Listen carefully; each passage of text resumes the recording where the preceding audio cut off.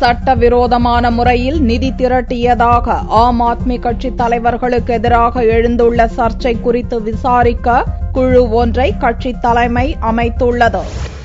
அரவிந்த் கெஜ்ரிவாலின் ஆம் ஆத்மி கட்சி டிசம்பர் 4ஆம் தேதி நடக்கவுள்ள டெல்லி சட்டசபை தேர்தலில் 70 தொகுதிகளிலும் வேட்பாளர்களை களமிறக்கியுள்ளது. தேர்தல் பிரச்சாரம் உச்சகட்டத்தை எட்டியுள்ள நிலையில் ஆம் ஆத்மி கட்சியின் செய்தி தொடர்பாளர் குமார் விஸ்வாஸ், ஆர்கேபுரம் தொகுதி வேட்பாளர் ஷாசியா இல்மி ஆகியோர் சட்டவிரோதமான முறையில் நிதி திரட்டியதாக மீடியா சர்க்கார் எனும் இணையதள டிவி வீடியோ காட்சிகளை வெளியிட்டது. தனிப்பட்டவர்களின் நிலப்பிரச்சினையை தீர்த்து வைப்பதற்காக நன்கொடைகளை அவர்கள் பெற்றதாக மீடியா சர்க்கார் குற்றம் சாட்டியது.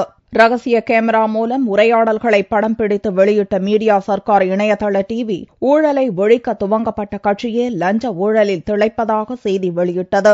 இது டெல்லியில் பெரும் சர்ச்சையை கிளப்பியதை தொடர்ந்து இந்த விவகாரம் குறித்து விசாரிக்க ஆம் ஆத்மி கட்சியின் அரசியல் விவகார குழு உறுப்பினர்கள் யோகேந்திர யாதவ், சஞ்சய் சிங் ஆகியோரை கொண்ட குழுவை அமைத்துள்ளதாக கட்சி தலைமை தெரிவித்துள்ளது. வெள்ளியன்று பேட்டியளித்த யோகேந்திர யாதவ், எடிட் செய்யப்படாத மொத்த வீடியோ காட்சிகளையும் தர மீடியா சர்க்கார் மறுத்துவிட்டதாக கூறினார். ஆம் ஆத்மி கட்சியைச் சேர்ந்தவர்கள் லஞ்சம் வாங்கியிருப்பது நிரூபணமானால் அவர்கள் மீது கடும் நடவடிக்கை எடுக்கப்படும் என்றும் யோகேந்திர யாதவ் கூறினார். ஆம் ஆத்மி கட்சியின் செல்வாக்கை குலைக்கும் நோக்குடன் பெரிய கட்சிகள் செய்யும் சதி இது என்று காங்கிரஸ், பாரதிய ஜனதாவை மறைமுகமாக சாடிய வேட்பாளர் ஷாசியா இல்மி தான் நிரபராதி என்பதை நிரூபிக்கும் வகையில் தேர்தலில் போட்டியிடுவதிலிருந்து விலகிக் கொள்வதாகவும் அறிவித்துள்ளார். இதுபற்றி கருத்து தெரிவித்த கட்சி ஒருங்கிணைப்பாளர் அரவிந்த் கெஜ்ரிவால், மீடியா சர்க்காரில் வெளியிட்ட காட்சிகள் போலியானவை என்றார்.